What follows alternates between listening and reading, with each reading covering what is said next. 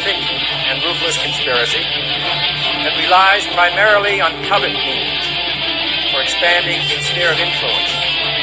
It is a system which has conscripted vast human and material resources into the building of a tightly knit, highly efficient machine that combines military, diplomatic, intelligence, economic, scientific, and political operations.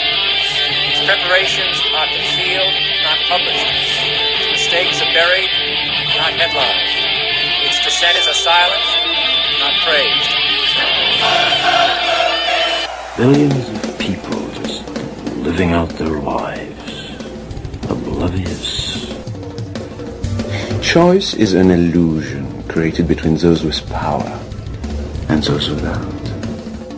I drink your milkshake. I drink it up. Thank you, John Larson. I receive your kind words on behalf of all of our courageous members of the House of Representatives who want the best for the American people. And what we can do that is best for them in the next 24 hours is to pass affordable, accessible health care for all Americans. The best for all Americans is to have 32 million more people to have health insurance in our country. The best for... Piece of stinking filth. Shh, say it again, Shal. This is AJ of the InfoWars. Listen to the Shaliak. This is Alex Jones of InfoWars. Listen to Shaliak on the Cold Reality News and Report. This is the coolest thing I have ever seen. Well, hello there!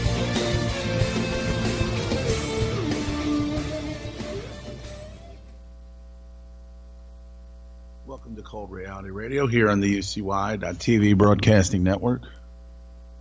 Alrighty.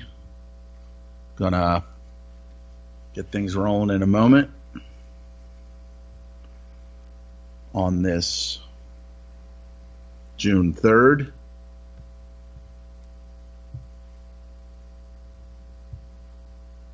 Last broadcast of Cold Reality Radio here on the UCY.TV network.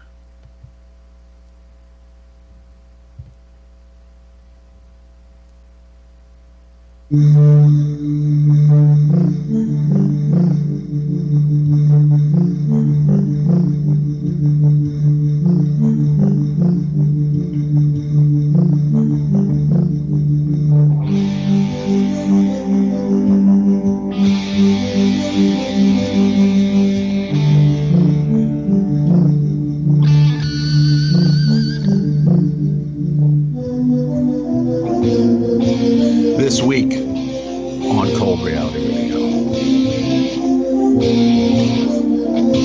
Sergei Lavrov visits Kim Jong-un in North Korea. Doesn't take much to outdo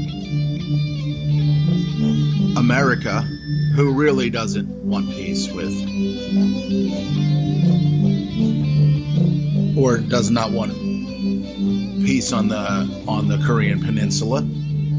That's why it was segmented years ago. Gavin Fournier, liberal, most likely, by the looks of him, the next presidential candidate, will most likely run against Trump in the next presidential election. Mark it down. Bloodline family member, most likely. You need somebody that's going to manipulate the minds of the people even more.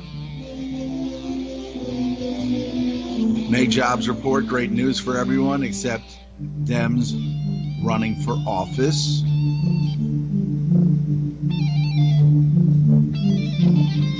Mattis warning China.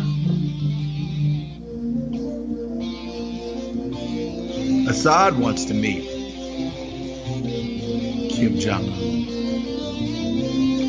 Hawaiian volcano erupts. Even worse now.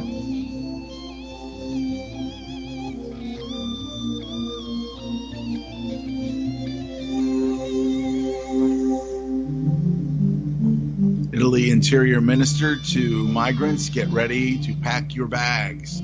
Continuity of agenda. Continuity of agenda. The Trump-like candidates all over the world to create the uprising, the global uprising. Thousands of acres ablaze in Colorado and New Mexico. Evacuations.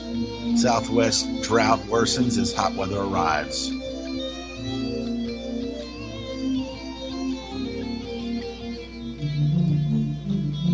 Study says most breast cancer patients can skip chemo.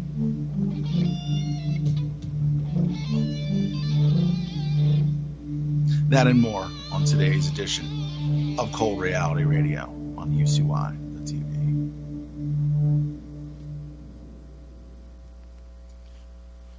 All right, so another historic moment here in podcast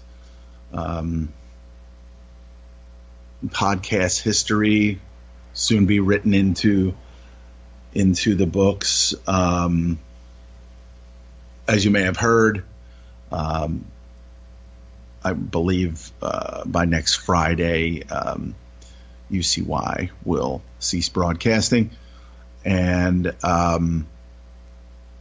I just want to say thank you to Jules for all of this time, the ability to work here every Sunday at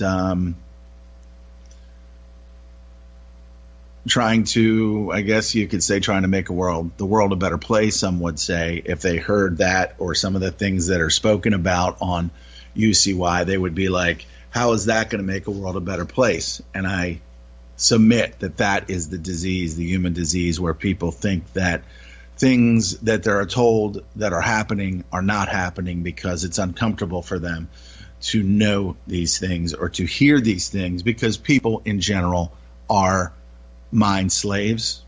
They have no ability to be able to think for themselves. And in general, that is, that's a bad thing. That is a bad thing. When you deal with that, you understand that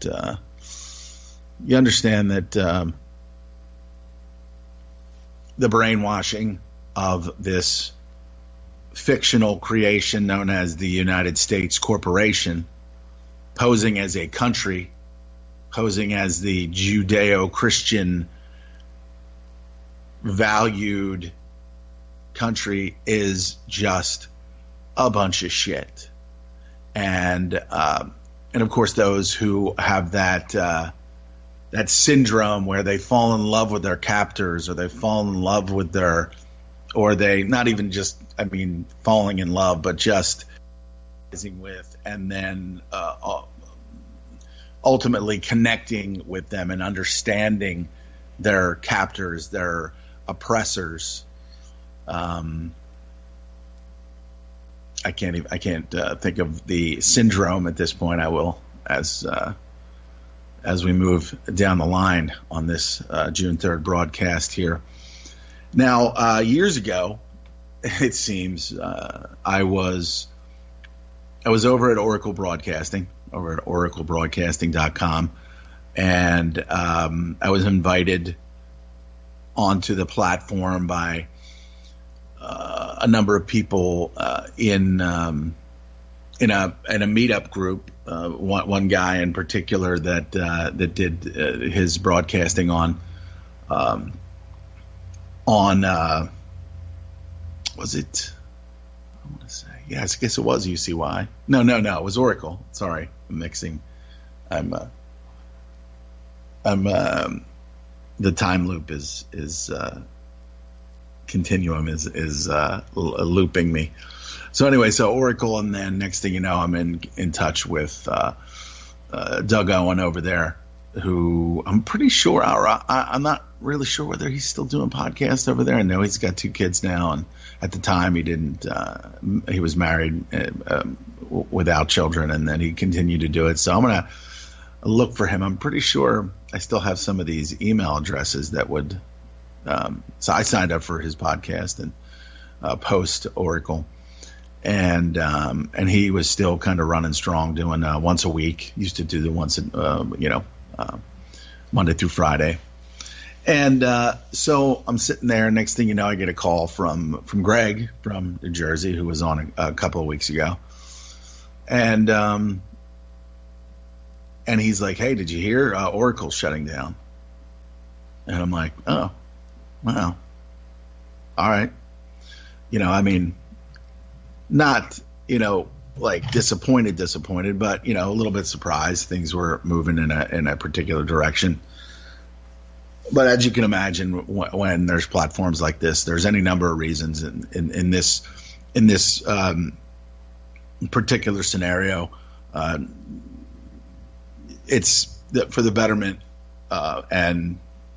for the betterment of people involved, and so I'm sitting there and I'm like, well, okay, the next or the last is a Sunday, and then that was going to be it. The network was going to shut down, and so I did the show, and then right after that, I get a call from JJ, or a message from JJ saying, "Hey, there's a spot for you over on UCY.tv. Contact Jules over there and see what's up." Because apparently there had already been, to my absolute astonishment, there was a want for me to take this circus act onto another platform, and then I found out that that Jules was simulcasting Oracle onto UCY on Sunday mornings, and at that point, I spoke to her that Sunday night. She says, "Hey, you wanna be part of this network?" And I said, "Sure." And then, thank you. Next thing you know, following Sunday, UCY.tv. And Christ, I can't even remember. I know it's, what are we in, 2018 already? I know I started doing the podcasting on Blog Talk Radio. It was, I want to say it was 2011. Probably November or something. And then not too much longer after that. I think it was it after the Bilderberg barbecue? I think it might have been after the Bilderberg barbecue. The summer of 2012, I believe, is when I started on Oracle doing Cold Reality News and Report over there, and met some really, really interesting people. Met Greg, Alex, the Celtic Rebel, and a number of people. Doug, meeting Doug and working with him from time to time on the Oracle Unleashed Saturday night. So it was an enlightening time. I knew that after years and years of sitting there listening to Melonhead Alex Jones that something had to be done. And so here we are.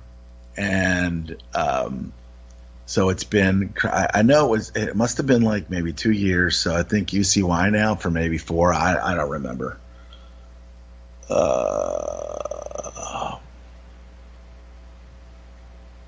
But again, thank you, Jules, for all that you've done, all of your hard work and dedication to trying to make the world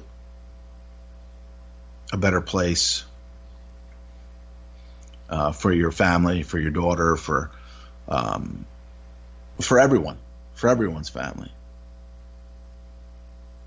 Because I think that's what, why we do this, because we try to do that. Ultimately,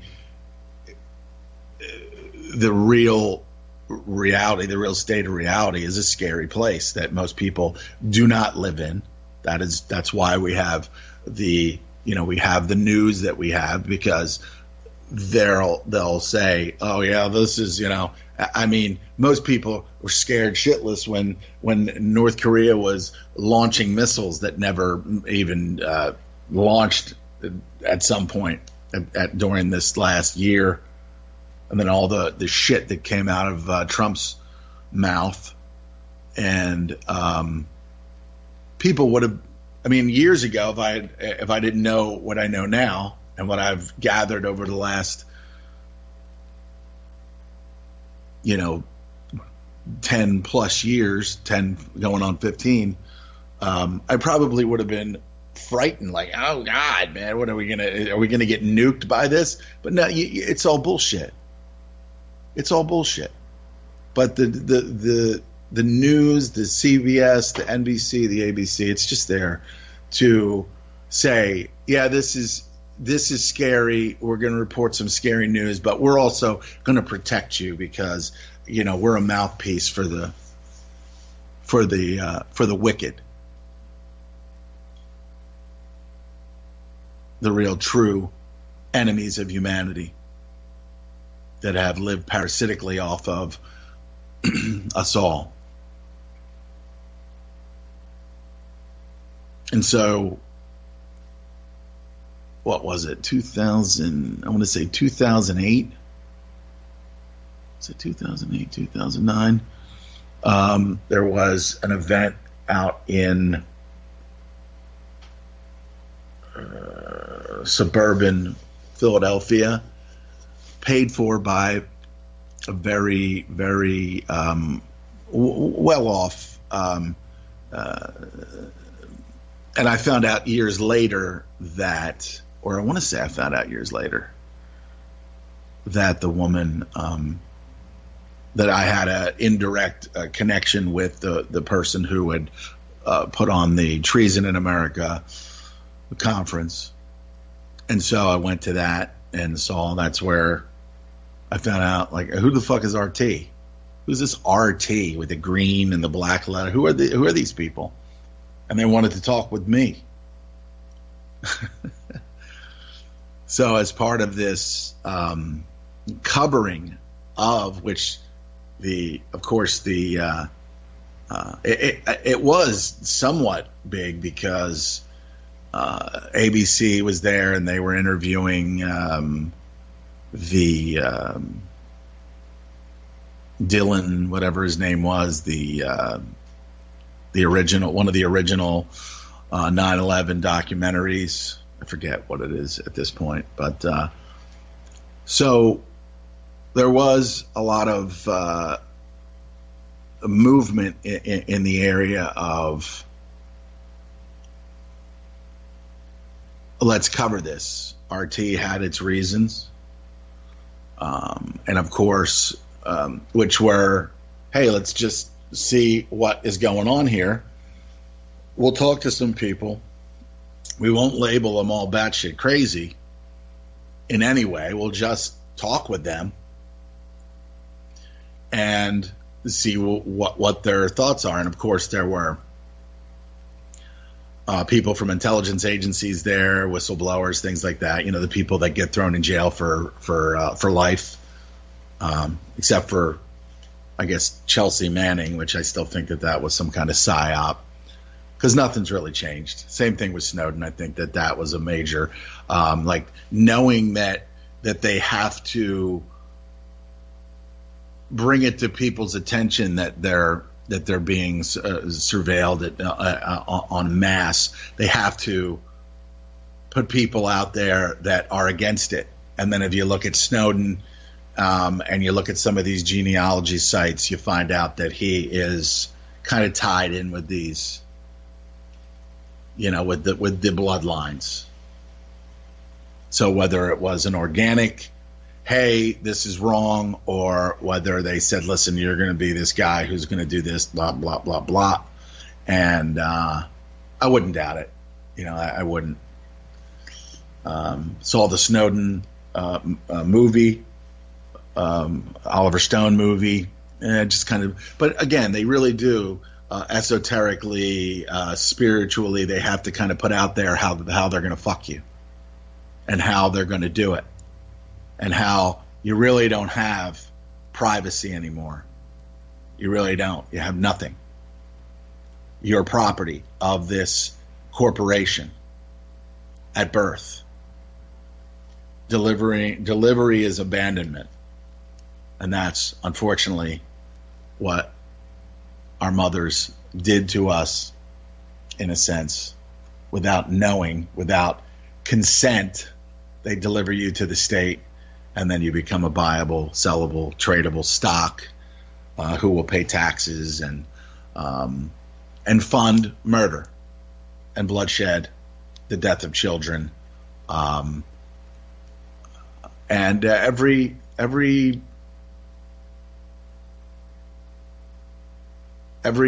awful thing that man can think of doing to his fellow man, or his, in this case, his lesser, commoner subject scum, your money is paying for.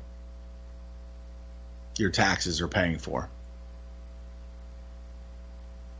So, hey there, Mr. Wesley Snipes. Don't think about not paying your taxes, because this money goes to the faceless, the ones that live parasitically, the private citizens that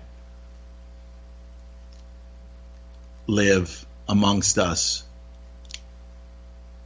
without social security numbers or anything like that. But of course, they own pure title, the land that all these different, whether it be homes, apartment complexes, shopping malls, all that other stuff. They own that land, and you pay taxes to them.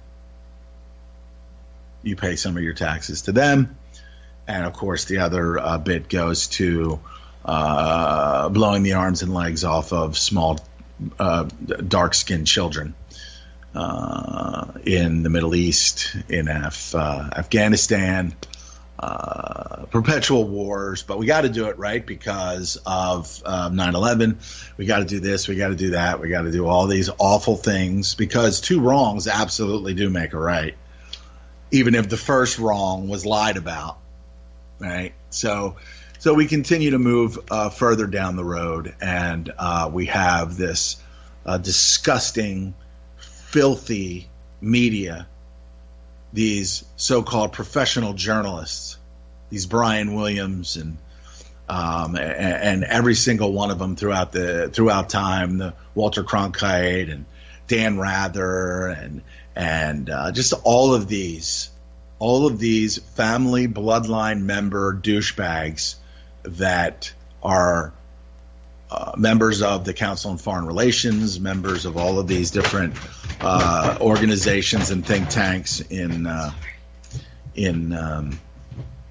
District of Criminals, and it's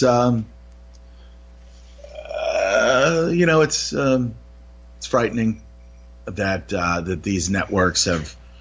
Not surprising, but just frightening that they've been able to control this diseased population, this diseased proletariat scum that just allows it to happen on a daily basis, because they have their entertainment, their favorite shows, their Star Wars movies, their Marvel comics, and I've watched them, and they're okay. They're somewhat entertaining, but below the surface, it really just keeps the male populace at a sixth grade mentality, looking at these so-called heroes, never wanting to be a hero yourself, never wanting to be the one, like Neo. It's just a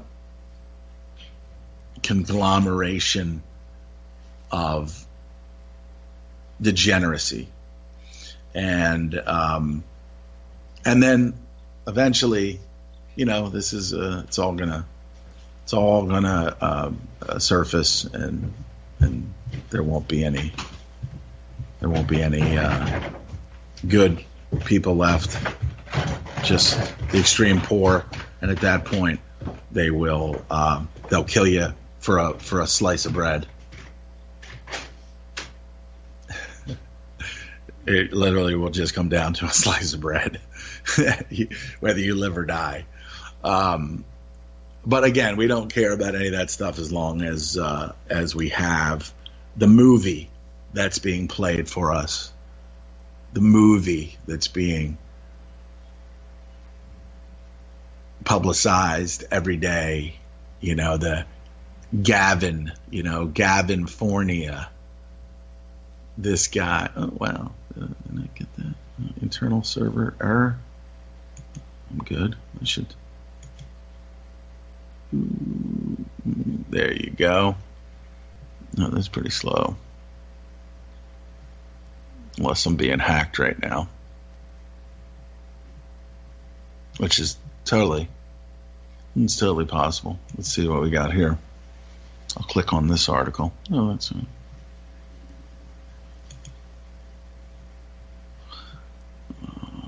Trump's lawyers argued to head off historic subpoena. Giuliani threatens legal battle with Mueller. Just this disgusting. I mean, there are people out there that are starving, dying, living horrible lives in horrible places, which is what our tax dollars go to pay for. And the amount of resources that are being wasted on this garbage, and not because I don't really give a shit whether Trump gets impeached or whether he gets a peach thrown at his fucking orange head. I don't care. He's just another liar. He might not be as bad as Hillary the liar, but he's just another figurehead that is puppeted by the puppet masters. And ultimately, whether the economy is good, whether jobs here, jobs there, it's all going to come to a complete stop at some point. It's not going to matter what he did to keep Carrier in America or what he did to do this. So much hatred, so much divide, division, polarity, the polarization of the public is going to, when the real bad shit start happening, is going to result in exactly what they want. Exactly what they want to happen. Subjects, commoner scum, killing other subjects and commoner scum.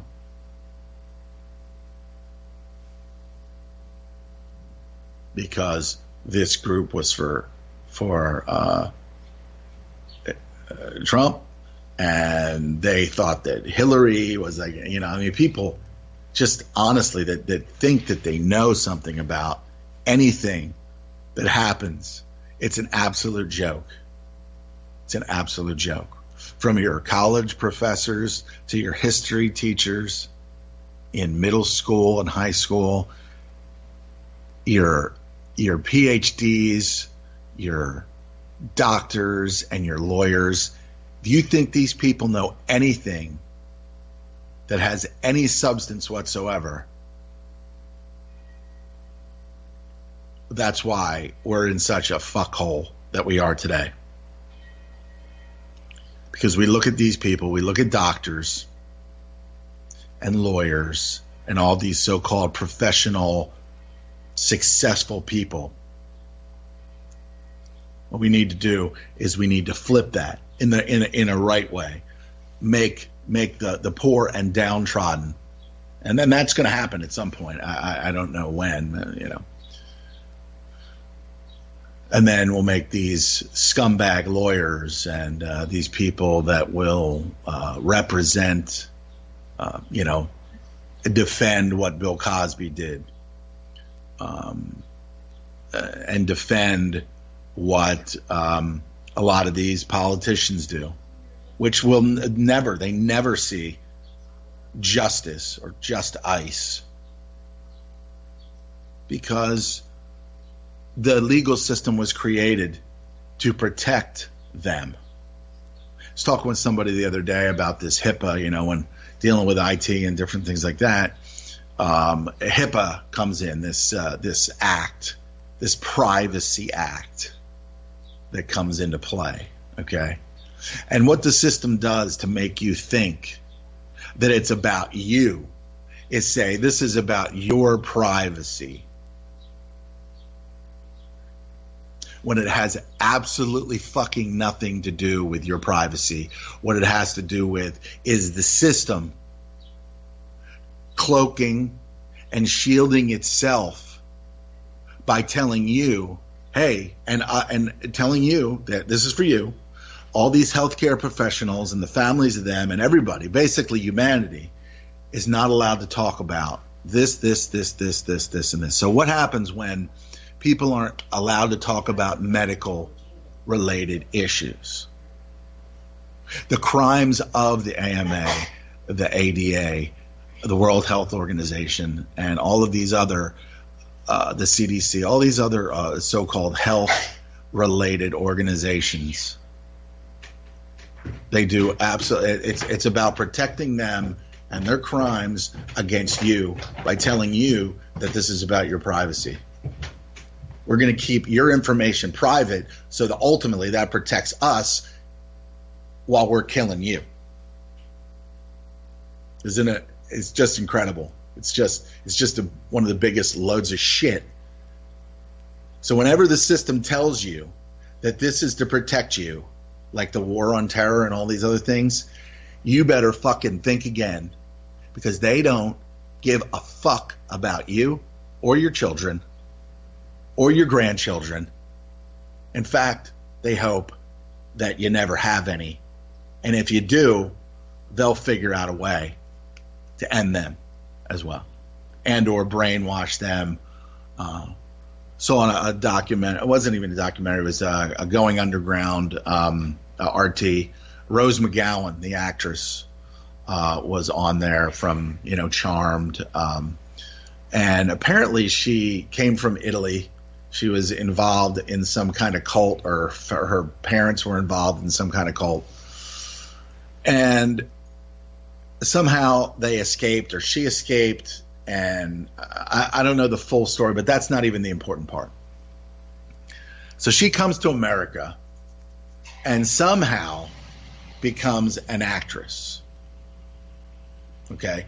And from the conversations that we've had with Clint before, which are really, truly the conversations with Patrick Jordan, the conversations with Clint Richardson, the conversations with Greg from New Jersey, the guest, the people that have Stephen, not a person or citizen.blogspot.com, or just type in not a person or citizen. The conversations that I've had with these people are truly, and of course when I had Jules on, or was on Jules' show, really truly the highlight of the last 4 or 5 years for me here on UCY, because these are the people that truly, that I was meant to, these are the things that were meant to happen through my journey, and not even just listening to friggin' melonhead Alex Jones. Okay, that's just an introduction to the darker side of humanity. All right. But then when you realize that, he's an expert sandwich maker, he's an expert chef, and then he'll throw a turd in the stew, or throw a turd in between the salami and the cheese, by not really truly exposing what should be exposed, that's when you really start to understand that, and then of course with, and this is never like his genealogy has never been really looked at. And I think that's possibly one of the reasons why he is so off the radar, is because he is a member or related to the founders of the country. He speaks about George Washington like he was the greatest living person ever.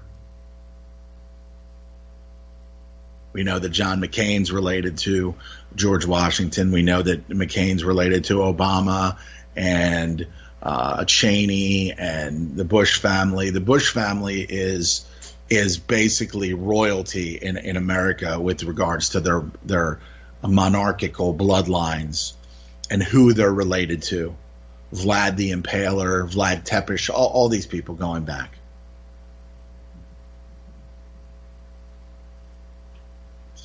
And so this is the reason why he beat Kerry in the 2004,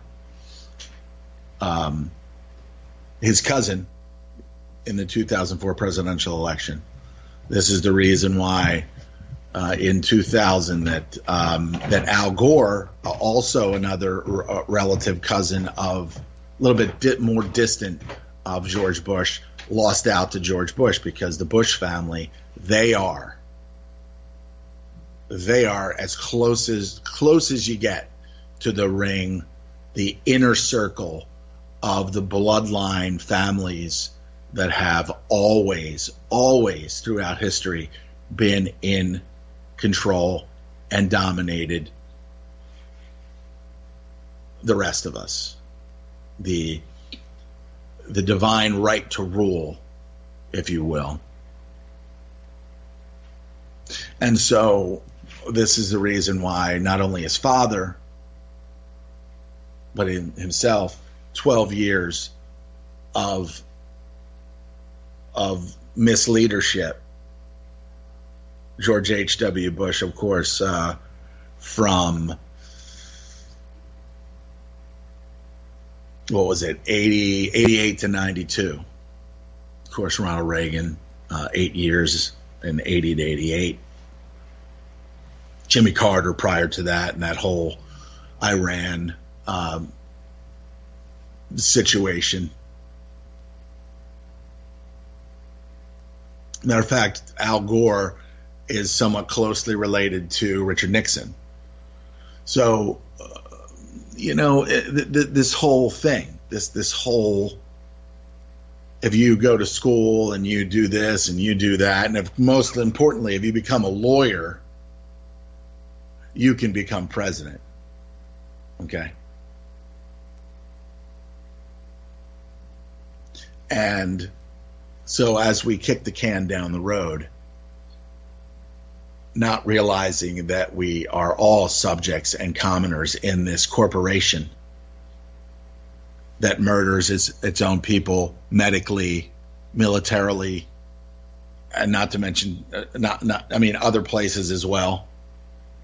Wherever we go, there's in the Asian arena, there's a lot of countries that don't want us there anymore. This is total domination. This is geological domination. But it's seen as something else because we have been told that we're something special. The American exceptionalism doesn't exist. The only thing that's exceptional about it is we are exceptionally evil. That we're exceptional when it comes to disease and death. We're number one when it comes to many, many different aspects of what life should not be, what real, true, benevolent societies should be. We are the opposite of that.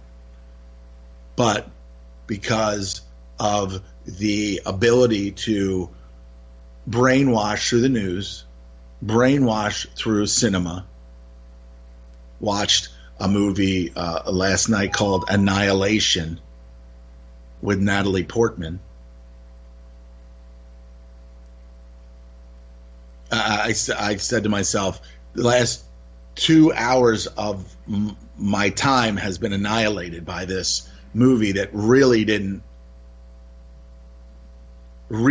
not even make itself clear what the heck it was. But I'm sure that there were some elements of, I mean, this alien type, something comes from outer space, hits this one area of, not exactly sure where it is, but anyway, they didn't really say, hits this area, and then it creates this thing called the shimmer. And when you look at it, it looks like it's shimmering. It looks like it's this plasma thing, and it's expanding.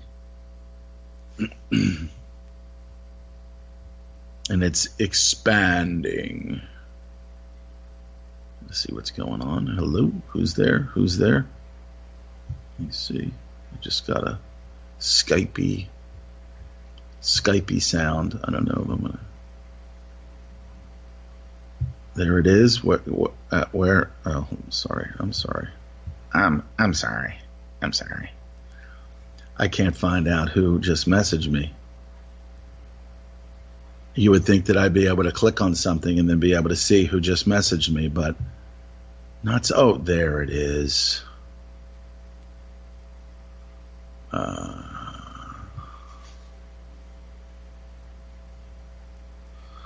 Yeah, I don't have. It's our friend Ron Stevens. I don't have the capability to call landlines or cell phones. So, if he wants to talk about a topic or something, maybe he can. If he has a phone or something like that, I mean, can he? Does he have a cell phone with Skype on it? I just don't have the ability to. And at times I've gotten credits and stuff to be able to pull in like Patrick Jordan but let me know. I'd be happy to speak with him if he could get on even a cell phone with Skype with even a limited amount of bandwidth would work.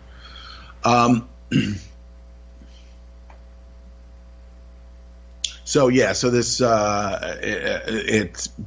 it's there. It's this plasma. It looks like it's shimmering, so they call it the shimmer, and it's expanding. And they're like, "Ugh, what is this?" So her husband is in the military. She used to be in the military, and so for like a year, she doesn't know where he is. She thinks that he's dead. He shows up. And he's like totally weirded out. And then he starts getting sick. They rush him to a hospital, and then he gets intercepted inside. He gets intercepted by like military police or something, and they take them both to this facility, and then they explain to her, "Hey, this is your husband was in there, in the plasma." And he's the only one that came out ever. So that's why he's here now. And this is why you're here now and all that other stuff. So at some point, she totally thinks he's going to die. So she thinks it's her. She thinks it's her responsibility to go into the shimmer and try to find out what goes on. And what happened in the shimmer was a complete waste of time. Anyway. if you don't pay for it and you got nothing better to do, watch it. If you've got like a sock drawer to rearrange, do that. do the sock drawer rearrangement. And sweet. Okay. All right. What do we got here? See if we can get can I even do this? Maybe I can do this.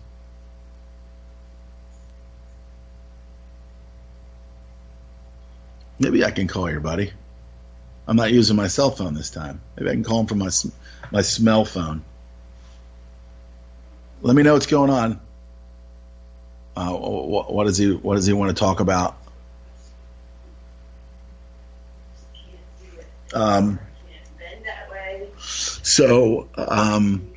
Yeah, I'm thinking maybe I can call him from my cell phone, but I can't call from Skype. So it's just maybe this is the right time. There's a lot of really, really great shows on UCY.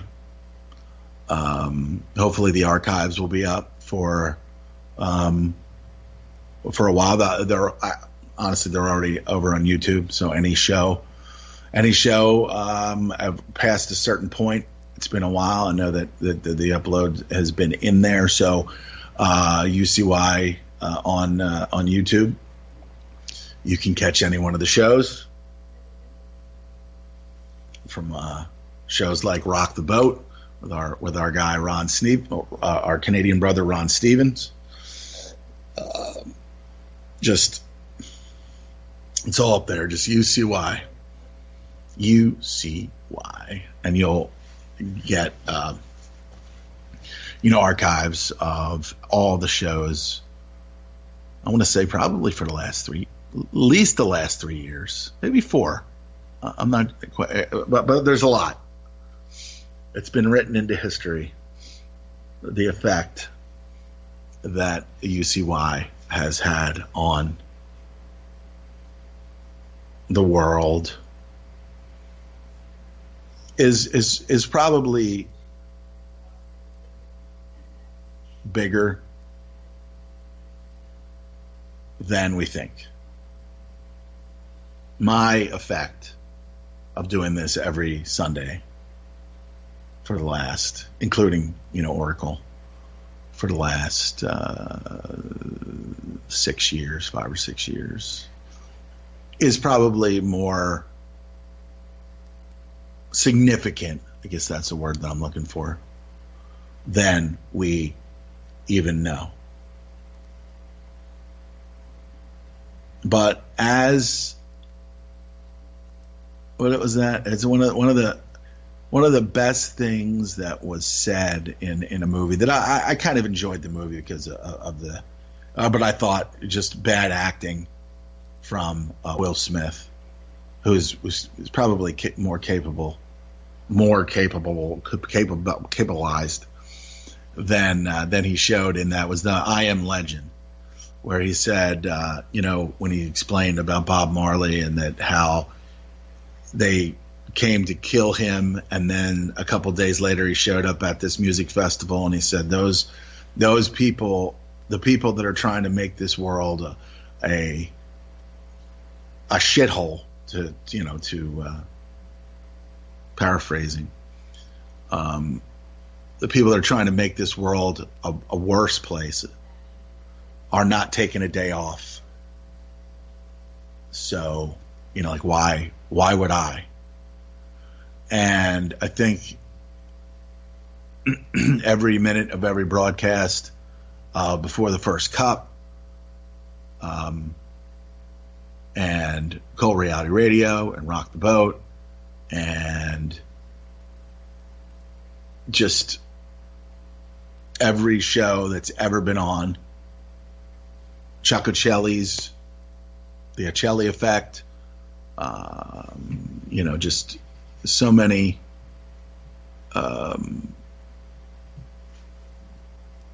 significant,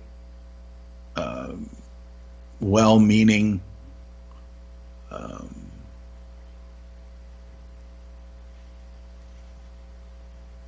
the A for effort. I think that it definitely has made a significant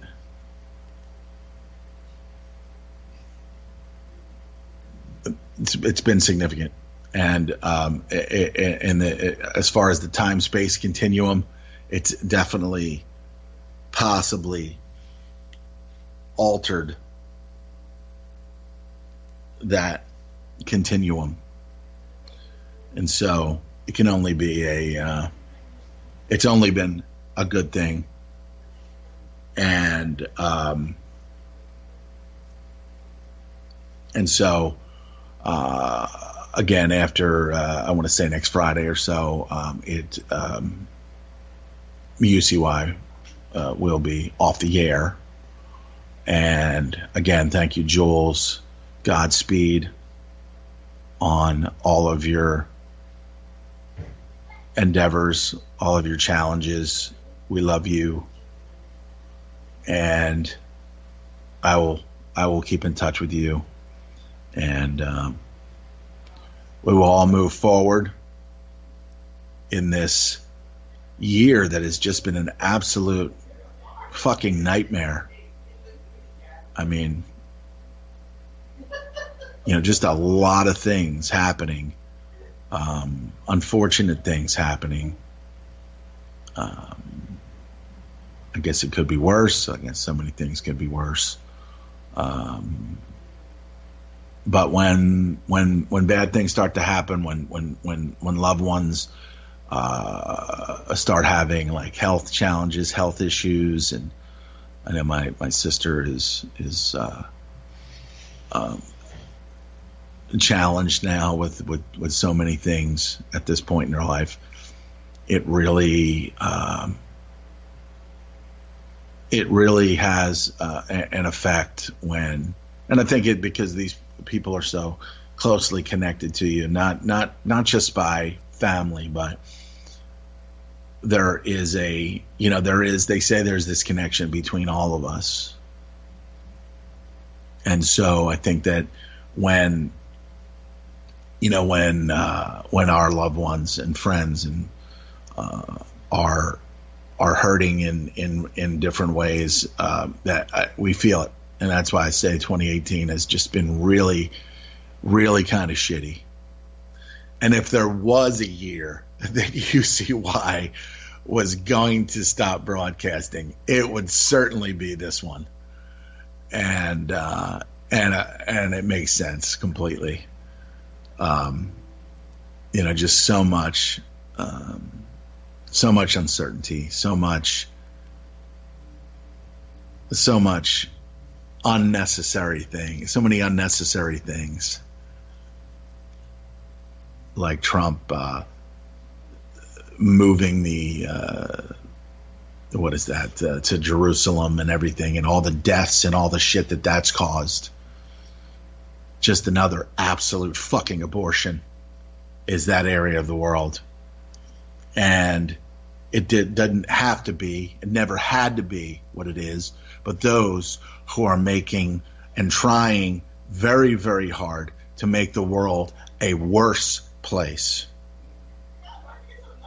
they're not taking a day off. And that's why I say that, and I don't really care. I don't sit there and I don't bash Trump. But what I will tell people, those people that are fervent supporters of whatever he does, I said, you might want to think again.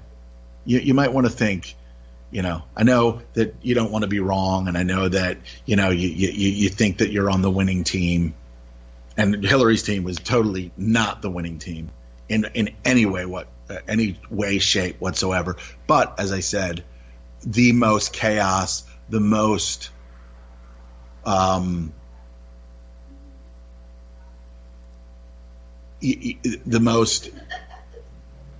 polarization, the chaos, the hatred, the blind rage that a lot of these people feel when they think about Donald Trump and things like that. This is significant. This is exactly what If you were thinking years ago, what would the scenario be if a country was going to collapse for any number of reasons? What would the scenario be? Who would be leading at that time? This is it. This is it. You know, of course, I couldn't see the future, but this is it. This is the state, the status, the climate that is being slowly introduced. The tariffs causing trade wars, and who's going to be affected? The group of people that have to be destroyed from the standpoint of these global elite organizations and families. If you're going to bring a country down, who do you have to bring down? The middle class.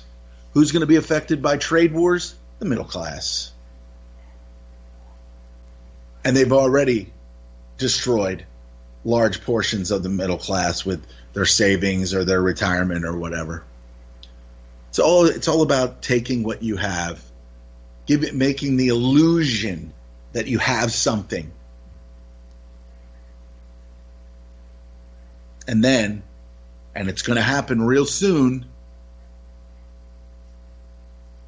another financial collapse. And because they've been kicking the can down the road so long, we hear this from all of these alternate economists and people that know money and know how financial systems work. Farber, Max Kaiser, what's his face, the guy. Anyway, all of these alternative financial economists, they've been saying for years now, because of what they're doing, because of what's being done, because of the way that it's being handled, the next financial crisis is going to be 10 times worse than what happened in 2008 and 2009. And then they will manage that crisis violently. Violently, they will manage that crisis. All right. So just go ahead and live your lives and live, and live out loud and do whatever. But just understand that judgment is coming. And it might not be biblical judgment, okay? But what you have done and what you haven't done, you will be judged. And it won't be in a court of your peers either. You will be judged. And it could just be you walking down the street one day and somebody clubbing you over the fucking head.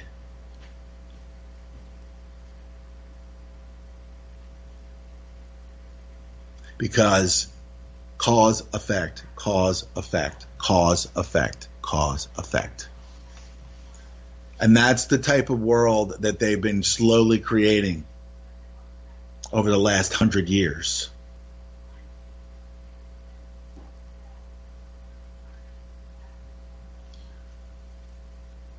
We're seeing more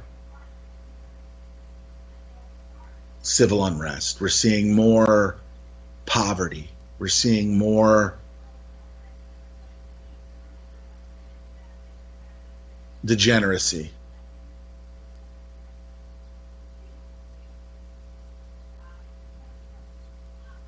There are certain little victories, like Harvey Weinstein possibly spending the rest of his life in a cell.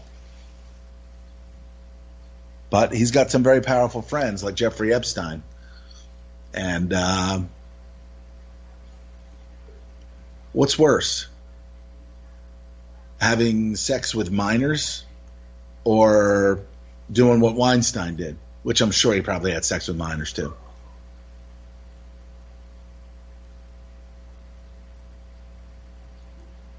And going full circle back to Rose McGowan, she said when she got here, she was profoundly affected by the writings of Malcolm X.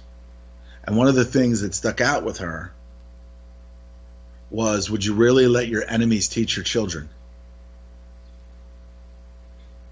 And that's what we've seen over the last 100+ years in this fictional construct, is these people have taught your children the opposite of what is.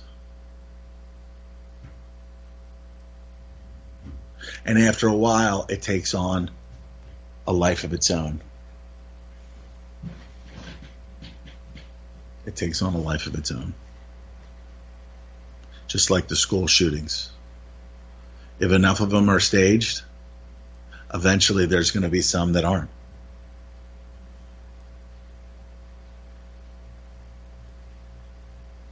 Same thing with terrorist attacks.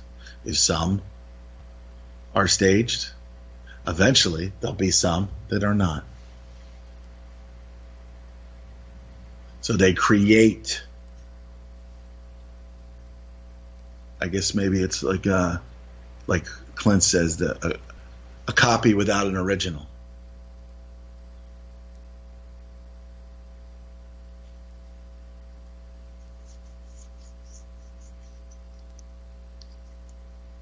I think that makes a lot of sense. A copy without an original. A real shooting that was created from one that was a staged shooting is a copy without an original.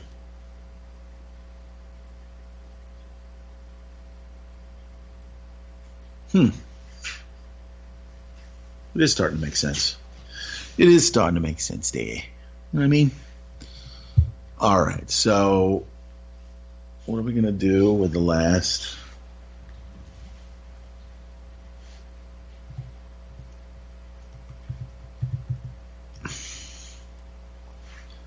last hour of the program today? Oh, you know what? I tried to do something with this thing here, and it didn't work mostly.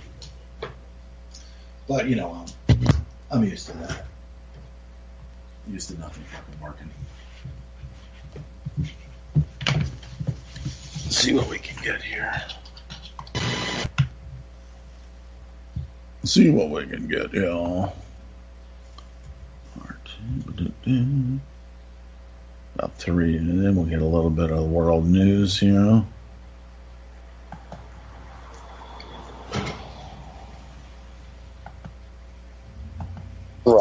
And the reason why I think so is because just through this door, I saw Kim Jong-un's sister, and she was having some sort of conversation with the guards, but nobody speaks English here. Hello. And as far as I understand, this is Sergei Lavrov's limo.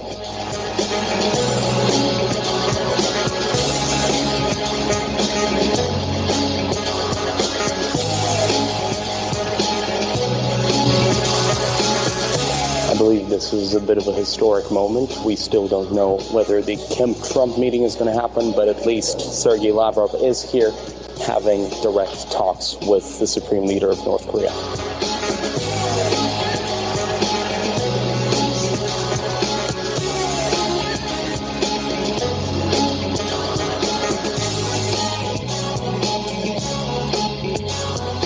Sergei Lavrov and Kim Jong-un are talking behind this wall. We were asked to wait in this room, so let's just have a walk around and take a look what they have to offer. Dark North Korean chocolate. I can tell you that it tastes just like any other dark chocolate anywhere around the world. Some lemonade with a hint of communism. So this is how suddenly you get treated to cranberry juice at Kim Jong-un's residence. I can barely remember being given such access at other VIP locations around the world. We were just allowed to see the present, which is just outside the doors.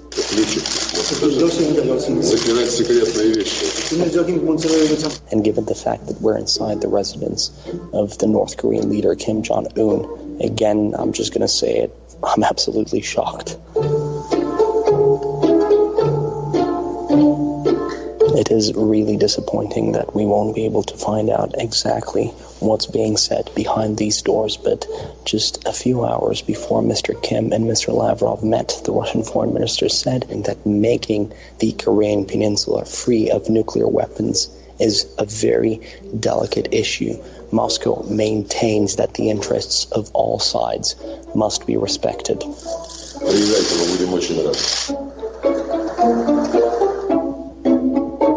So that's it. It all ended with Sergei Lavrov inviting Kim Jong-un to Russia. So let's see whether the North Korean leader will accept the invitation. For now, we're heading back to the airport in the Russian foreign minister's motorcade. I'm Ilya Petrenko, right from inside Kim Jong-un's residence in Pyongyang. While all that was happening, a North Korean delegation was in the United States meeting the Trump administration. They also passed a private letter from Kim Jong-un to President Trump, who described it as very nice.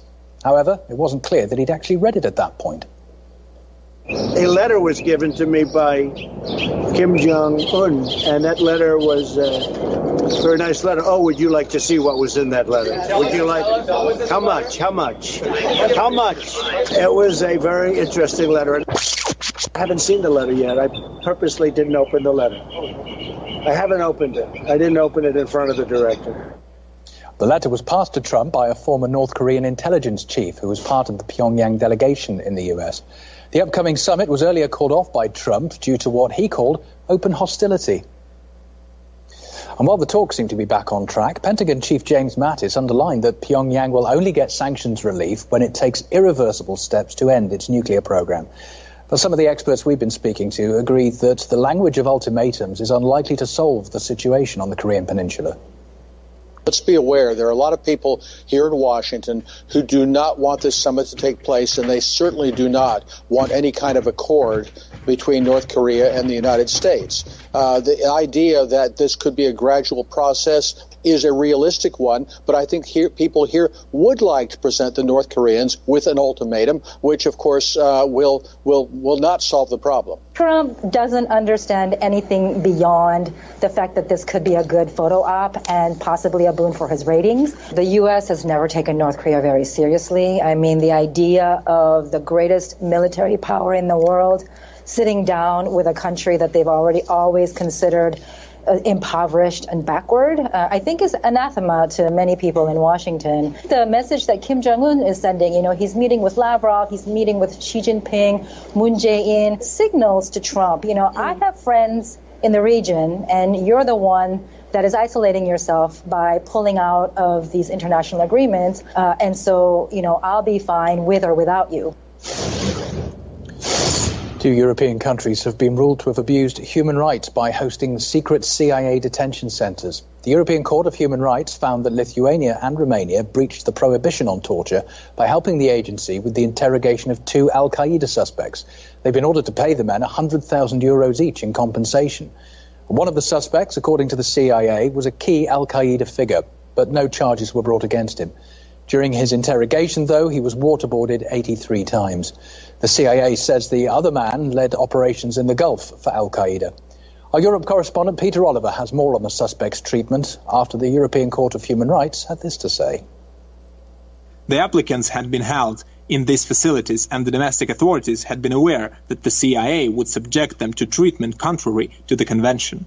Now, what we have heard is a little bit about the conditions in which they were kept in. Lithuanian site, we've gotten a little bit of a glimpse into what was going on there and how prisoners were held at this hearing. Now, prisoners were kept in blindfolds at all time. They were put in solitary confinement, and they were forced to wear leg shackles at all times. Zubaydah gave an account of what was done to him while he was in detention. I must warn viewers that this clip comes accompanied with some of Zubaydah's own sketches that have been released as part of a Freedom of Information request. Some viewers may find them disturbing. They unchained my hands from the bars and chained them with short chains to the chains that were around my legs, which kept me in a bowing position at all times. They brutally dragged me to the cement wall. He started brutally banging my head and my back against the wall. I felt my back was breaking due to the intensity of the banging. He started slapping my face again and again. Meanwhile, he was yelling, and then he pointed to a large black wooden box that looked like a wooden casket. He said, "From now on, this is going to be your home." He violently closed the door. I heard the sound of the lock. I found myself in total darkness. We saw a few of them accompanying that clip just there, but the sketches that Zubaydah made, well, they really paint a very disturbing picture, quite literally, of the conditions in which he was being kept. The two men are currently being held in Guantanamo Bay. Now, since the detention facility opened there in 2002, it's been open to prisoners, and scandals over abuse. Now, the current US President, Donald Trump, he supports the use of waterboarding. He said it many times. However, this is something that, well, the rest of the world pretty much considers torture. Guantanamo Bay, which by the way, we are keeping open. And we're going to load it up with some bad dudes, believe me, we're going to load it up. Would I feel strongly about waterboarding? As far as I'm concerned, we have to fight fire with fire. In fact, Donald Trump doubled down in his support for waterboarding as he promoted the woman who was in charge of the CIA black sites to the top job in that agency. Gina Haspel, who's, well, referred to by her detractors in the media, particularly here in Germany, as either the torture queen or Bloody Gina, well, she took over as the new CIA director. Well, Lithuania says that it may now appeal the ruling. We discussed the case with former Guantanamo Bay prisoner Moazzam Beg. He's now the outreach director for the rights organisation CAGE. The reality is that these are war crimes and nobody was prosecuted for this and nobody will be prosecuted. And because there's no prosecutions, the new president can come along, Trump, and say, I believe torture works, I would torture and a lot more, waterboarding is a great thing, because there is no precedent. If it had been prosecuted for the crime that it is, a war crime, then he would never dare say such a thing. So imagine if somebody from, I don't know, sub-Saharan Africa said that we also endorse torture against American citizens who we believe are spying or doing nefarious activities in our country. Imagine what would happen if they said that and endorsed torture, which is a war crime. The EU, as well as Canada and Mexico, are vowing to unleash a full-scale trade war if the United States doesn't drop hefty import tariffs that it's imposed on metal. This is a bad day for the world trade. It's totally unacceptable. The measures carry the threat of a spiral of escalation that will result in damaging everyone. Nobody wins. In a trade war, there are only casualties. The European response will be united and firm. We will take measures equivalent to those taken by the United States. We are imposing dollar-for-dollar tariffs for every dollar levied against Canadians. Well, under the new levies, EU countries will have to pay as much as 25% extra on steel and 10% on aluminium if they want to see their metal products on the American market. And that could spell big trouble for manufacturers there because the European Union is currently the world's second largest steel producer after China. Now, Europe's already taken its concerns to the legal might of the World Trade Organization to see if it can resolve the dispute with Washington. Meantime, here's what it's got lined up. The European Union plans to answer with equal tariffs on at least 200 lucrative American products in a matter of weeks. The list includes things like peanut butter, also motorbikes, Levi jeans, and also bourbon whiskey, motorcycles, among others. Now, a former Prime Minister for EU member Croatia told RT how America's move could damage the global economy. I believe that move doesn't have any real basis because if you are looking on the jobs in the U.S. steel industry, it's in the shift decline. Tariffs will hurt much important industry of U.S. economy and didn't bring any good for the overall free trade in the world. We are on the right path to spoil free trade and the global economy by unilateral moves. A dissident Russian journalist came back from the dead this week, but it seems that his bluff didn't play out as he expected. I'll tell you why, among our stories, after the break.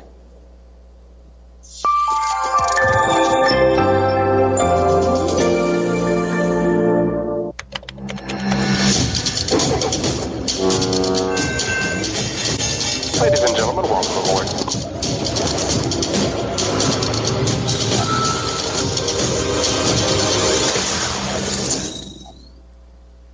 For our World Cup 2018 coverage, we've signed one of the greatest goalkeepers of all time. But there was one more question. And by the way, who's going to be our coach?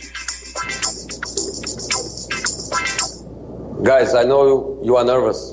It's a huge tournament and a huge amount of pressure. Cameraman, you have to dominate the center of the pitch. But I'll be with you. And we'll show the world a great game. The greatest game. You are the rock at the back. Nobody gets past to you. We need you to get down the wing. Let's go.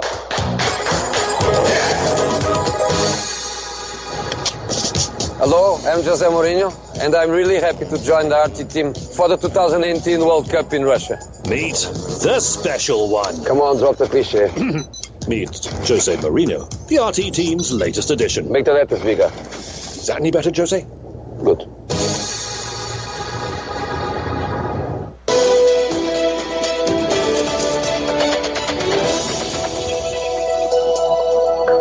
Welcome back to The Weekly. Journalists worldwide have rounded on Ukrainian authorities for faking the assassination of Russian opposition journalist Arkady Babchenko in Kiev. They slammed the stunt as deplorable and regrettable. The staged murder of journalist Arkady Babchenko by the Ukrainian security service is distressing. While the reappearance of the reporter may be a great relief, it is deeply regrettable that Ukraine's authorities have played with the truth, no matter what their motive. Relieved that Arkady Babchenko is alive, I deplore the decision to spread false information on the life of a journalist. It is the duty of the state to provide correct information to the public. Well, it was on Tuesday that Ukrainian authorities claimed that they'd found the journalist with gunshot wounds outside his flat in the Ukrainian capital. They said he died on his way to hospital. But less than 24 hours later, it was revealed that the murder had been staged. Ukrainian security forces said it was carried out to foil a Russian plot to kill the journalist. RT's Donald Courter reports on the fallout from the bluff. When a Russian journalist was pronounced murdered in the Ukrainian capital, it didn't take long for the ceremonial finger-pointing at Russia to begin. He was only working on things that were critical and investigative of Russia and of the Russian government as well. He said there was nothing that was critical of the Ukrainians. Of course, that network and its boss placing the blame on the Kremlin and on Russia. Journalists' known political leanings have led some to point the finger in one direction. It was a calculated, deliberate, international terrorist crime committed on the direct instruction of the Russian authorities. Who can blame them when the story has all the perfect ingredients? The Russian totalitarian machine, Putin's regime going after the Kremlin critic. Except the guy turned up alive and well. Imagine everyone's confusion. What on earth is going on, Fred? Well, these developments in just the last hour or so, yes, I know, left us absolutely gobsmacked. Wait a second, so what the heck actually happened here? Russia said it was relieved that Arkady Babchenko's alive, but also furious, and understandably so, after being falsely accused of murder. Questions of life and death in Ukraine, as well as the international community's trust in its politics, are nothing more than a bargaining chip for the Kyiv's regime to stir up anti-Russian hysteria. Babchenko's fellow journalists were outraged too. When a state says a prominent journalist who had received threats was murdered, I think the media have to report it. But with their fake news, Babchenko and Ukraine have reduced all of our credibility. Trump would be proud. Had learned not to trust Ukrainian authorities on Donbass war info, but assumed on something like this, official confirmation was solid. Apologies. It's on Wikipedia's most notable fake deaths. So, what gives? Well, the murder was staged by the Ukrainian Secret Service to foil an alleged Kremlin plot, they say. They did it secretly. Not even his wife knew. Imagine what the poor woman went through. But one Ukrainian lawmaker thinks this is okay because Sherlock Holmes successfully used the method of staging his own death to effectively investigate difficult and complicated crimes. Well, if it happened in fiction, must be good in real life too. Whether Ukraine will produce evidence that there was ever a Russian plot in the first place remains to be seen. But after a stunt like this, it's hard to imagine many will take anything Kiev says at face value. When someone manipulates information, they deceive their audience. It is clear that they are deceiving their own citizens. For us, the actions of the Ukrainian authorities are absolutely unacceptable, and the free media have suffered most from this.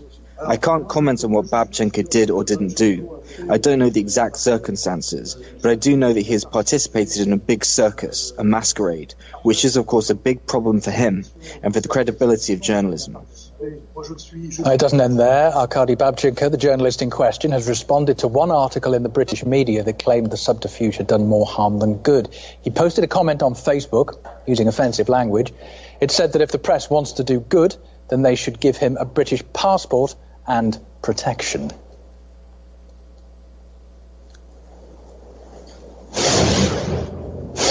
Italy finally formed a new government on Friday, following months of political turmoil that had been spooking the financial markets all round. Rome now has the first Eurosceptic coalition in power within the European Union. The anti-establishment Five Star Movement and the League Party hammered out a so-called government of change deal. They're pushing for anti-Russia sanctions to be lifted, seeing Moscow as a partner, not a threat. Also high on the agenda is reforming Europe's migrant policy and renegotiating Italy's debt to the EU. RT's Medina Kotinova takes a look at the lead-up to Giuseppe Conte's appointment as the latest Prime Minister. Italy has been left hanging this past 3 months since its election, faced with several candidates for prime minister. But it seems the political uncertainty in the country has finally come to an end, with the Eurosceptic coalition's pick, Giuseppe Conte, busy forming his government. But his path was a thorny one. He was first suggested by the Five Star Movement and League Party 2 weeks ago, and it seemed all was good, until the president vetoed Conte's choice for finance minister. Sergio Mattarella, the Italian president who was installed by a previous pro-EU government, refused to accept the minister he saw as too anti-Brussels. I asked for that ministry an authoritative political figure who was not seen as supporting a line that could provoke Italy's exit from the euro. And that was that. Conte quit, leaving the government in limbo. One can't say no to a minister, whether he's named Goofy Pluto or Donald Duck, because he's not approved by the stock market world, the financial world, or some European capitals. Is this a joke? It seemed the only way to avoid a constitutional crisis was to head back to the polls. So the president suggested his own candidate, former IMF chief Carlo Cottarelli, a more popular choice in Brussels. I reiterate my friendship and support for President Mattarella, who has an essential task to undertake, ensuring the institutional and democratic stability of his country. Cottarelli is known as Mr. Scissors for his willingness to cut public spending, making him an unwelcome choice for many Italians. Moreover, 70% of the country voted for the Eurosceptic parties back in March, tired of austerity and the migrant influx. I think Italians expressed their choice, and it seems like this choice is being ignored. So we're left with a bitter taste. I wasn't expecting this situation, but in this country nobody wants change, because then they can't do what they want. So we don't get to a solution that would help the citizens and the country. It's all been for nothing. I voted, but my vote has been trashed. And it was the president, not the coalition or whoever else you want to blame. The president has decided my vote is worthless. But perhaps unexpectedly, interim Prime Minister Cottarelli refused to form his own government. Well, that left Conte once again in the best position to guide Rome forward, with the president this time accepting his cabinet picks. For now, everyone's happy, and even Brussels says it will work with Conte in power. Well, that's despite the new Italian Prime Minister being a known hater of bureaucracy. What we've been noticing during these years is that, for example, Germany is making a pressure on other states like Greece, like Spain, but also like Italy, and giving orders to them like it is the master of Europe. This is not acceptable. Italy is the third largest state in Europe. Italy is a founder country. Italy has to be respected. The Italian people will us to be respected, and Italy can stay, of course, have to work in the European framework, yes, but playing the role that it deserves. We are not going to be the colony of Germany, and we can accept that kind of attitude. The biggest football event of the year is now less than 2 weeks away, and some of the big names from previous World Cups have been in Russia's westernmost territory, Kaliningrad on the Baltic coast, which is also one of the host cities. They've been playing a FIFA Legends match this Sunday afternoon, and our own Alexei Yaroshevsky was watching. It was a scintillating game, absolutely. Not every day you manage to see 10 goals scored in one game, and that game was only 30 minutes, 2 halves by 50 minutes each.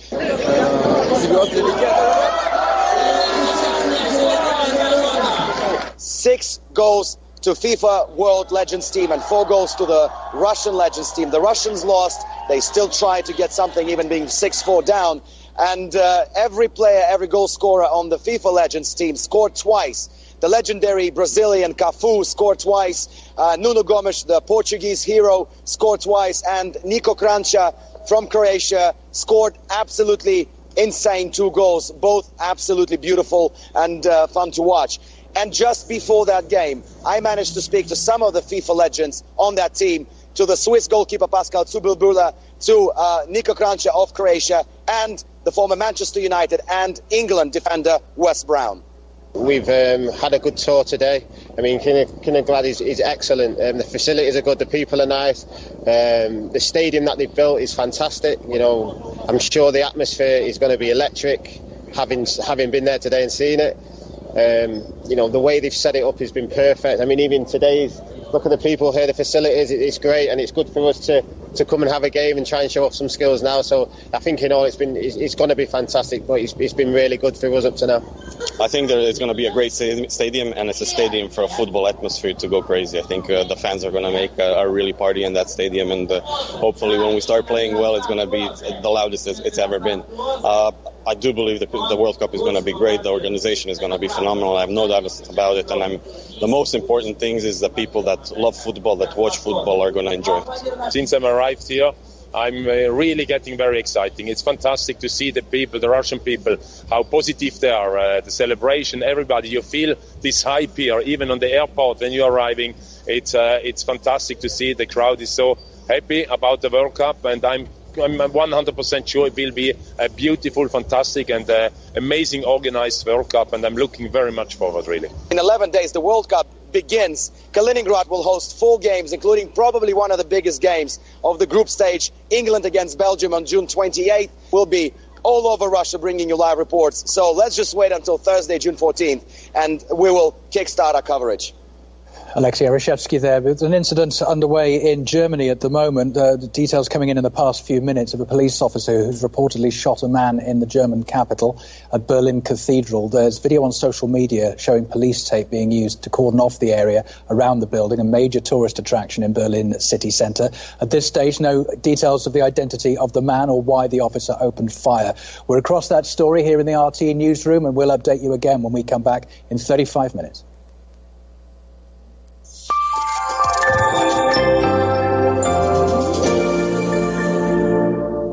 We have the privilege of being the most allied ally of the United States. CENTO, CETO, and many other alliances promoted by the West and the United States in particular we were members of. We also have the privilege of being the most sanctioned ally of that very group of countries. So while it sounds contradictory, it is contradictory. And Pakistan, this shows that Pakistan will do what is in its national interest. It will not just go with the wind one way or the other. Prime Minister of Pakistan. 50 years ago, pregnant women took Contagan as a sleeping pill. Our mothers trusted in companies which said it was harmless. The side effects were terrible, but not unknown.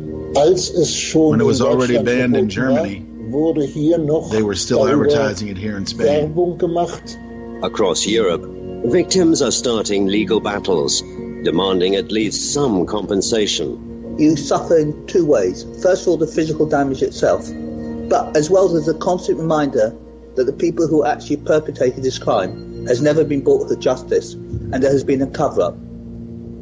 Behind closed doors, the Contergan scandal. All right, so that was international news there. As you can see, the same type of issues are happening in Italy. Germany is insidious in many of these financial issues. We saw that with Greece a number of years ago. We're seeing that now. The one gentleman said that we don't want to be a colony of Germany. When we think about Germany and its past, there's a reason why Germany was targeted for any number of reasons, and we see today that it is forefront in control of so many other European Union countries. But again, just when you see these people, IMF, they mentioned the one guy in Italy, the IMF, former IMF chief or whatever, the banks, people always are in and around leadership there that are in bed, used to work for these banks. So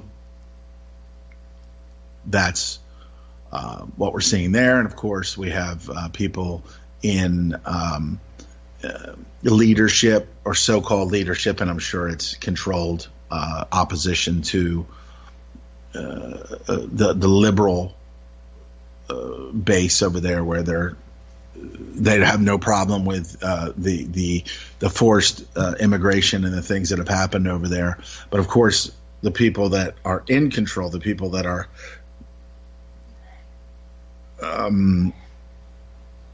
heading towards the leadership in Italy are against the immigration. And so as we kick the can down the road, every country and their leadership is going to look like that of Americans' leadership and Donald Trump, and the things that people voted him in for are the same things that they're voting over there for, and the same people that are saying the same things that Donald Trump, the same things that Donald Trump said here that led up to his election, they're doing the same thing over there. So it only makes sense. You got to have a continuity of agenda across the board to then be able to create that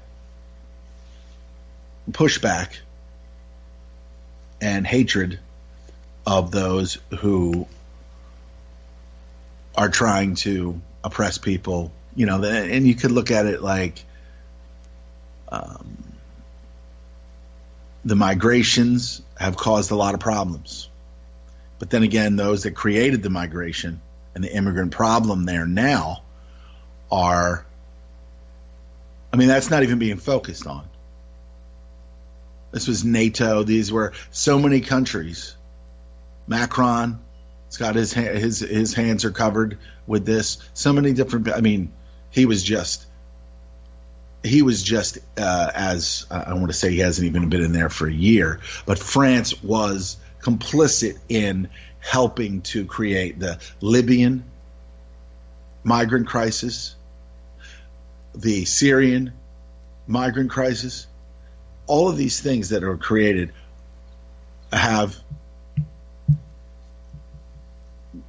it's a multi-pronged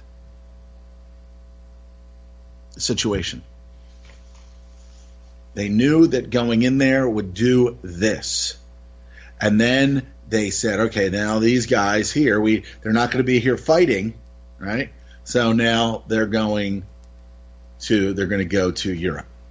This was all pre-planned, pre-designed. It's all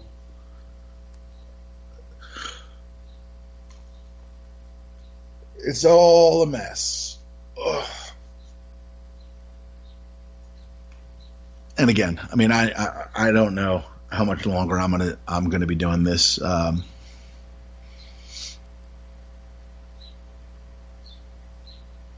just don't, mostly I just don't even have the desire to. I mean, I have the personal desire to be able to understand what's going on. And then, of course, to be able to try to influence people, in my circles, my circle of care. And I'm sure at some point there'll be people like, I don't know, maybe I'll reemerge somewhere else. I don't even know. Maybe over at Shali.com. I don't know.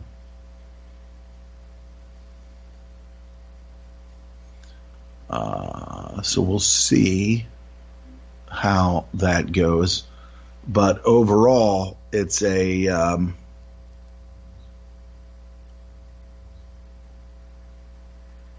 might just try to focus on certain areas, maybe try to get certain guests, maybe do a program or a show like maybe twice a month or something like that.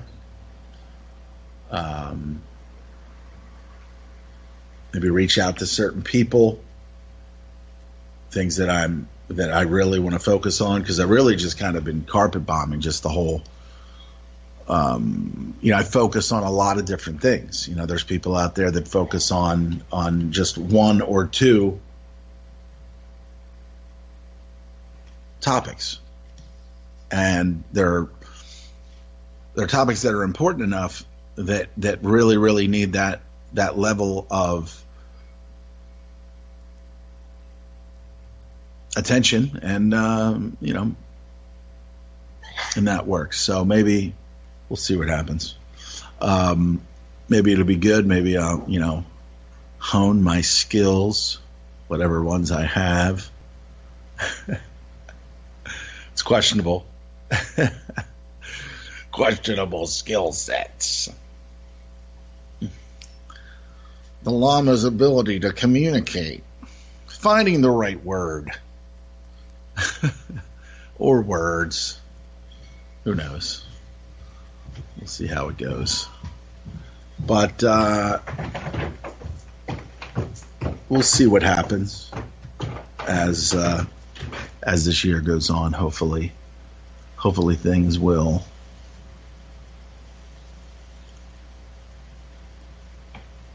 calm down a bit.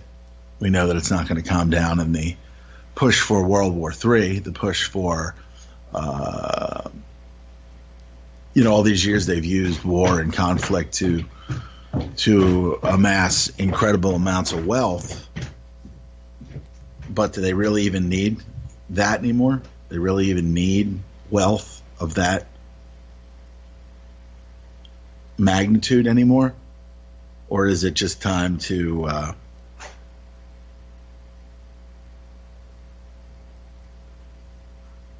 start the mass culling, if you will?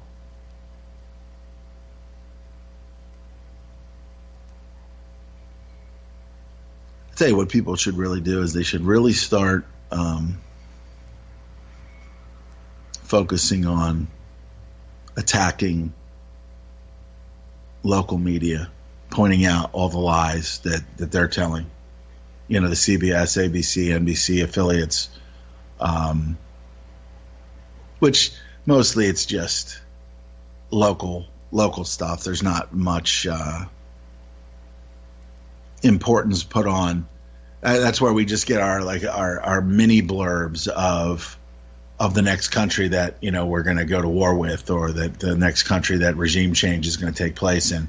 So they do their job on that level, and then of course you got your World News Tonight, your 6:30 broadcasts from ABC, NBC, CBS, where they really, really give you really, really give you more of the bullshit, different layers of the bullshit. And then, of course, then you have your Sunday mornings where they sit there and they talk about, what do you think this one's going to do? What do you think we should do about this? And the thing that really needs to be,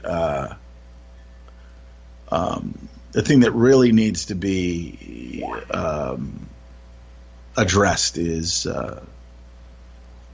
just how the media is lying and manipulating, and I think it has kind of sunk in to a certain point. But of course, the ones that are being accused of fake news are going to say, "Oh, we're not fake news and junk, so we're going to be like, we're going to say you're, it's just like somebody saying you're stupid, and then you, then they reply, you're stupid." So it really kind of goes back to a elementary school level defense of those who are really putting out the fakeness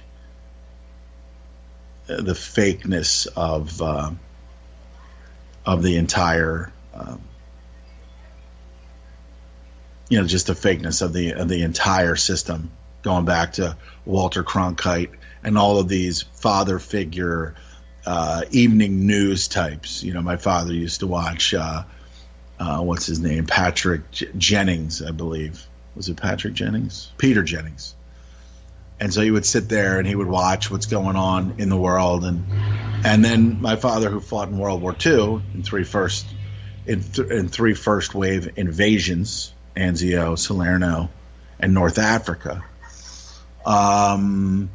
said with utter disappointment, "Is this what I fought for?" And he never knew. I didn't know at the time. And would I even have to even tell him that he fought, that he really fought for nothing, that this was just a chessboard and he was a piece on that chessboard?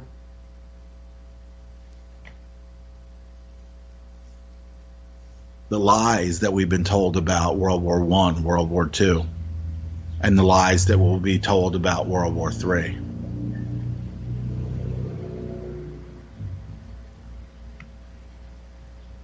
Are going to be immense. But there's just so much media now. There's so many things covering. I mean, back in World War I, how much media coverage was there? There was next to nothing. There was the guy from what the fuck is his name? He's got a mansion. William Randolph Hearst. He's got a mansion in off the coast of California. Obviously not alive anymore, but it's a tourist location, 4 or 5 different tours of the castle. Beautiful place, and of course, it doesn't hurt that it's right there, right off the Pacific Ocean. And so how much media was what was around back then? They could tell you whatever. They could tell you whatever, and you would believe it.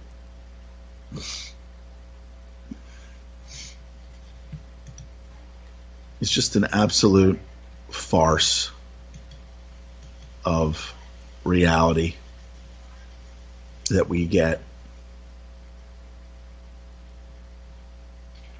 And of course, no sanctions relief for North Korea until verifiable and irreversible denuclearization. That's Mattis, the fucking speech impediment, fucking Mr. Magoo. Retard boy. Wish you were here. Roger Waters displays pro-Assange message at Berlin gig. Roger Waters, the former Pink Floyd bassist and singer, has once again mixed words of music and politics by displaying a banner in support of WikiLeaks founder Julian Assange at a concert in Berlin. Why is this mouse not working now? That's amazing.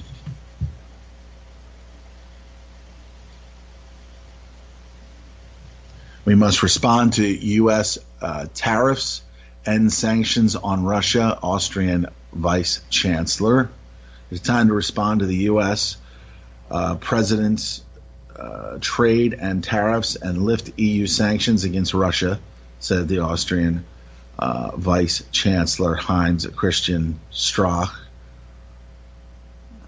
He said ahead of the Putin's visit to Vienna. What the fuck, man? A second.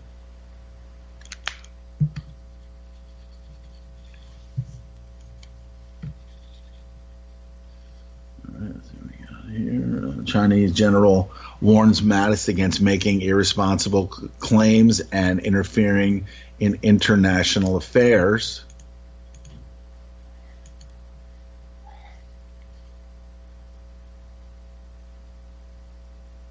You know, he and Trump and a lot of these guys never know when to shut their fucking mouths. And it couldn't be more apparent that we, the American proletariat commoner scum, are gonna face the wrath of the rest of the fucking world when all this shit comes down. And that's what they're looking for, man. Some kind of fucking red dawn, and I don't mean Russian dawn. I mean America being attacked in mass by enemies that are getting created right now. Right now. A Chinese general has defended South China Sea deployments and policy, slamming irresponsible comments and interference in international affairs by Mr. Magoo Mattis, who accused Beijing of intimidating its neighbors. Isn't that what we do all the time? Any irresponsible comments from other countries cannot be accepted, Lieutenant General Healy said at the Shangri-La Dialogue in Singapore after Mattis promised to vigorously compete and confront Beijing's growing influence in the disputed waters of the South China Sea. Now, this is each side, I'm sure, knows exactly how this is going to pan out. They're given their orders probably on a daily basis, and they know that it's going to ultimately expand into a conflict, not only with the Korean Peninsula, but and then, of course, if that happens, then you know that Russia's going to be like, what the fuck, man? I mean, this is getting sickening. This is truly getting sickening. What they're doing, what they're planning to do is so obvious. So obvious. The U.S. has for years agitated China by claiming a freedom of navigation, sailing its warships and conducting flights near the disputed areas of the South China Sea. To reinforce its territorial claims, Beijing has been building artificial islands and deploying military infrastructure on the Paracels as well as the Spratly Islands. So this is really just kind of setting up the geography of the Third World War.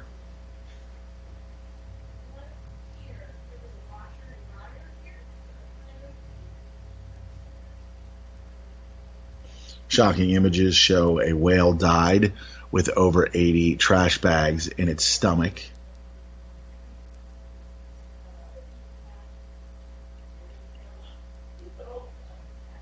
Duarte tells the UN to go to hell over judicial criticisms.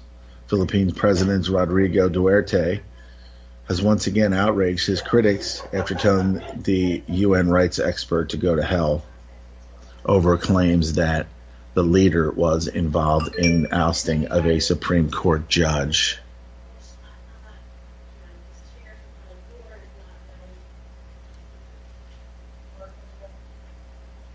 Be nice and don't spread manure. Canadian farmers asked to avoid smelly fertilizer during the G7. Don't offend your financial masters. It wasn't a random bullet. Palestinians mourn 21-year-old paramedic as Israel blames Hamas. NATO security guarantees do not apply to partner Israel, Stoltenberg. NATO is not obliged to come to the rescue should a hypothetical war break out between Iran and Israel, Jens Stoltenberg has told Germany's Der Spiegel amid increased tensions between the bitter Middle East rivals.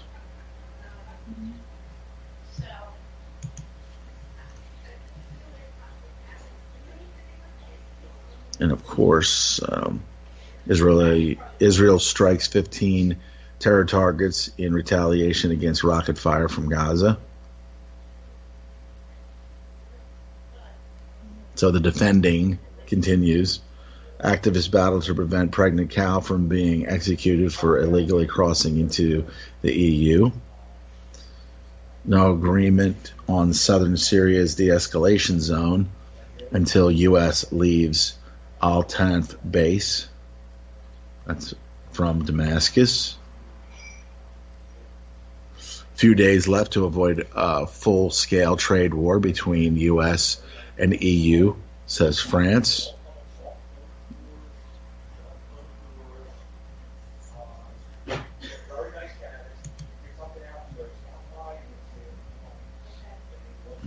Let's head over to blacklisted news.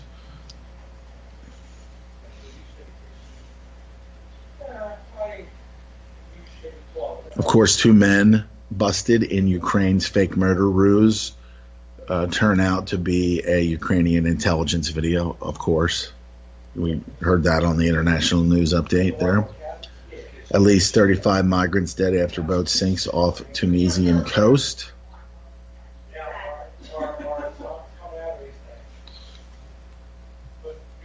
Let's see here.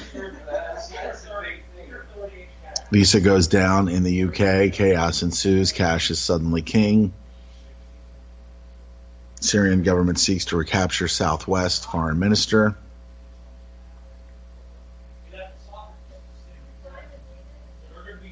Alcohol companies calling for draconian police state measures to combat driving on weed.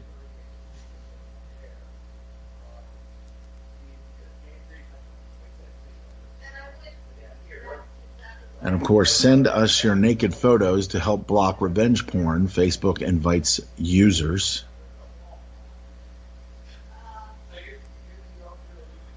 Tax-funded charter schools textbooks deny evolution. Well, that's probably a good thing. Teach human-dinosaur cohabitation. Endorse slavery and indigenous genocide. That should. Is this fucking mouse, man? This mouse is fucking unbelievable, man.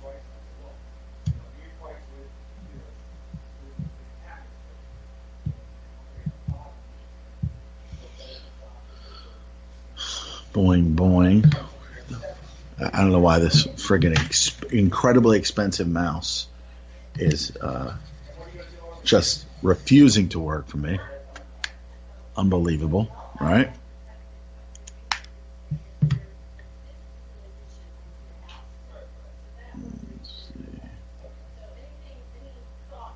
And again, I do not believe in evolution. If we evolved from apes, why are the apes still here? And I'm sure there's some kind of a ridiculous answer for that. I don't believe in anything this system has told us about the past, whether it be 1 million years ago, 500,000 years ago, 250,000 years ago, or fucking 200 years ago. It's all been lies. It's all been manipulation to keep us dumbed down and ignorant.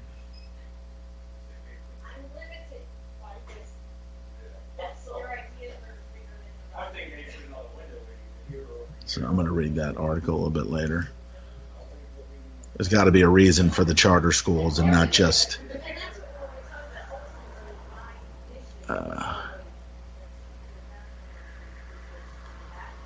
for to deny evolution, because then that moves in the area of intelligent design. So.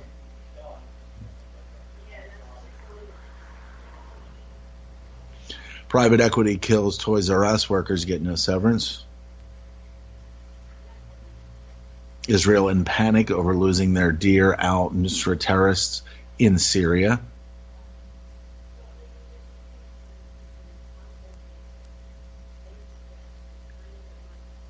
De-dollarization escalates. African economy needs more usage of Chinese yuan. Pizzagate. Again, children's sex educator with pizza paraphernalia festooned all over everything.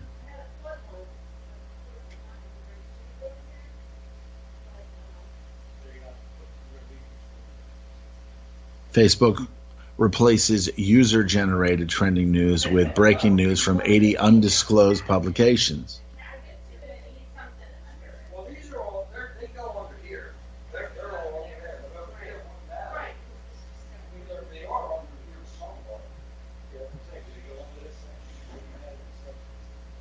High-profile forensic psychiatrist who raised suspicions about John Benet Ramsey's family during her murder investigation is shot dead outside of his office.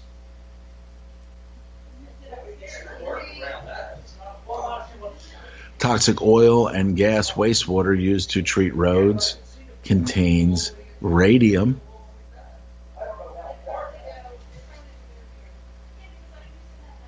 New study published in Environmental Science and Technology that analyzed regulations across the U.S. to determine whether or not such wastewater can be used for road purposes found that 13 states permit its use, while up to 4 other states may allow for the same under their land spreading regulations.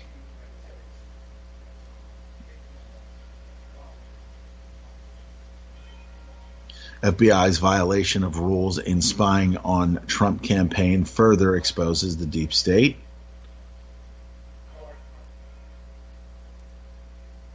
State of emergency declared in Oregon as public discovers capital city has toxic water.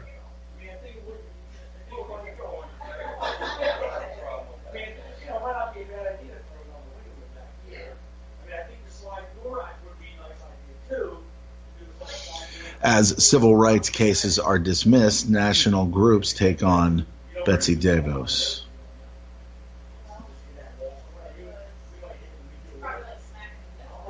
Chinese telecom giant ZTE bribed and spied on Libyan officials to undermine a U.S. company and get a telecommunications network contract, court documents allege.